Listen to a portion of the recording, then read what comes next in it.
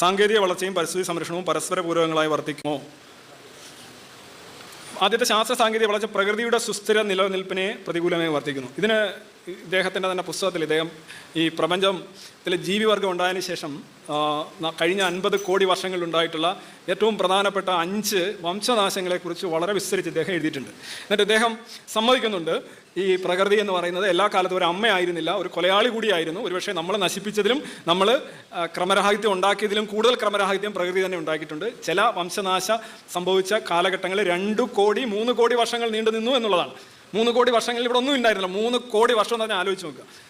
അപ്പം പ്രകൃതിയിൽ അങ്ങനെയുള്ള മനുഷ്യരുടെ സാന്നിധ്യം ഇല്ലാതെ തന്നെ, സയൻസിൻ്റെ സാന്നിധ്യം ഇല്ലാതെ തന്നെയുള്ള നശീകരണങ്ങളും ക്രമപ്പെടുത്തലുകളും പ്രകൃതിയുടെ ചരിത്രത്തിൽ അല്ലെങ്കിൽ ഭൂമിയുടെ ചരിത്രത്തിൽ നടന്നിട്ടുണ്ട്.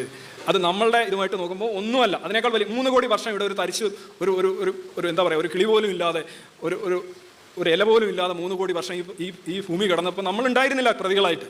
ഇനി ഇപ്പോൾ നമ്മൾ കണ്ടെത്തുന്ന കാര്യങ്ങൾ ഈ പ്രകൃതിയുടെ സന്തുലനത്തിനും നമ്മളുടെ ജീവിതത്തിനും ഹാനികരമാവുക. അതായത് പ്രകൃതി എന്ന് പറഞ്ഞാൽ മറ്റ് ജീവജാലങ്ങളുടെയും, അതായത് ഈ ഭൂമിയിൽ മുഴുവൻ തീ ആയാണെങ്കിലും യഥാർത്ഥത്തിൽ സൗരയൂഥത്തിലോ പ്രപഞ്ചത്തിലോ ഒന്നും സംഭവിക്കാൻ പോകുന്നില്ല.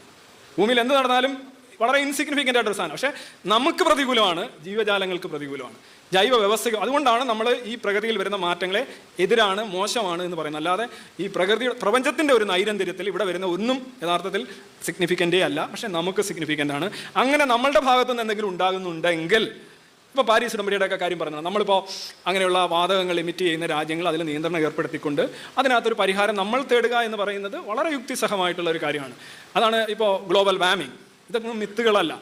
അത്തരത്തിൽ കാര്യങ്ങൾ നമ്മൾ രാഷ്ട്രീയപരമായിട്ടും വ്യക്തിപരമായിട്ടും നമ്മൾ അച്ചടക്കം പാലിക്കേണ്ടതായിട്ടുണ്ട്, നമ്മൾ അന്വേഷിക്കേണ്ടതായിട്ടുണ്ട്, അത് ചെയ്യേണ്ടതായിട്ടുണ്ട്. അങ്ങനെ ചെയ്യാൻ കഴിയും. അതിനൊരു പരിധിയുണ്ട്, എല്ലാത്തിനും പരിധിയുണ്ട്. പക്ഷെ അങ്ങനെ ചെയ്യാൻ കഴിയും.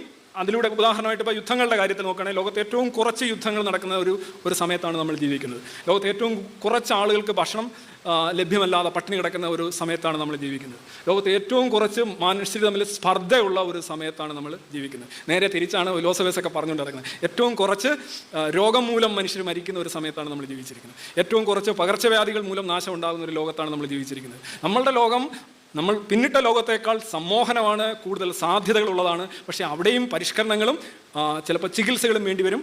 അതിന് നല്ലതാണ്. കാര്യം വികസനം എന്ന് പറയുമ്പോൾ തന്നെ നിങ്ങൾ സംതിങ് ലൈക്ക് ബ്രെയിൻ സർജറി എന്ന് വേണമെങ്കിൽ പറയാം.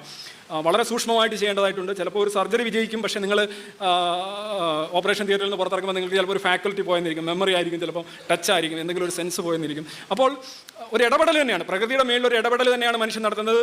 അതിന് അതിൻ്റേതായിട്ടുള്ള ദൂഷ്യഫലങ്ങളും ഗുണഫലങ്ങളും ഉണ്ടാകും. അത് വെയ് ആൻഡ് ബാലൻസ് ചെയ്യണം. ദൂഷ്യഫലങ്ങൾ മിനിമൈസ് ചെയ്യണം, ഗുണഫലങ്ങൾ കൂടുതൽ നമ്മൾ അഗ്രാൻഡൈസ് ചെയ്യണം. അപ്പോൾ പ്രകൃതിയിൽ ഇടപെട്ടില്ല എന്നുണ്ടെങ്കിൽ നമ്മളിപ്പോൾ ഇവിടെ ഉണ്ടാവില്ല. ഇതെല്ലാം പ്രകൃതിയിലുള്ള ഇടപെടലാണ്. പാർപ്പിടവും വസ്ത്രവും തുണിയില്ലാതെ നടക്കേണ്ടതാണ്. നമ്മുടെ ആഹാരം, നമ്മുടെ മുഴുവൻ ആഹാരവും നമ്മൾ പ്രകൃതിയിൽ ഇടപെട്ടുണ്ടാക്കിയ കാര്യം. ഈ അരിയും ചീനിയും ഗോതമ്പും കപ്പ, ഈ ഒറ്റ സാധനം പ്രകൃതിയിൽ ഉണ്ടായിട്ടുള്ള സാധനമല്ല. ഇതെങ്ങനെയാണ് നമ്മൾ ഉണ്ടാക്കിയെന്നുള്ളതിൻ്റെ ഒരു ചരിത്രമുണ്ട്. എല്ലാ കാര്യങ്ങളും നമ്മളുടെ ഇപ്പോൾ ചികിത്സ എന്ന് പറയുന്നത് പോലും പ്രകൃതിയിൽ നിന്ന് വിരുദ്ധമായിട്ട്, പ്രകൃതിയിൽ ചികിത്സ ഇല്ലല്ലോ. പ്രകൃതി വിരുദ്ധമായിട്ട് തന്നെയാണ് മനുഷ്യൻ ഈ സിവിലൈസേഷൻ പടുത്തുയർത്തിയിട്ടുള്ള പല കാര്യങ്ങളിലും. ചില കാര്യങ്ങളിൽ നമുക്ക് പ്രകൃതിക്കൊപ്പം പോകാൻ കഴിയും. പ്രകൃതിക്കൊപ്പം പോകുമ്പോൾ ഒരു പ്രശ്നമുണ്ട്. ചിലപ്പോൾ പ്രകൃതി കൊലയാളിയായെന്ന് വരും, ചിലപ്പോൾ അവൻ വിഷം തന്നെന്ന് വരും, ചിലപ്പോൾ നമ്മളെ തലോടിയെന്ന് വരും, ചിലപ്പോൾ സംരക്ഷിച്ചെന്ന് വരും. പ്രകൃതി എന്ന് പറയുന്നത് ഒരു കുറ്റവും ഇല്ലാത്ത, നമ്മളെ സംരക്ഷിക്കാൻ മാത്രം ഉണ്ടായിട്ടുള്ള ഒരു പോറ്റമ്മയോ പെറ്റമ്മയോ അല്ല. അതുകൊണ്ടാണ് ഈ പ്രകൃതി വാദങ്ങളിലൊന്നും കഥയില്ല. Sometimes we have to do both. ചില പന്തുകൾ ഡിഫെൻഡ് ചെയ്യേണ്ടി വരും, ചിലത് ഇറങ്ങി അടിക്കേണ്ടി വരും. അത് അങ്ങനെ ചെയ്ത് തന്നെയാണ് പോയിട്ടുള്ളത്.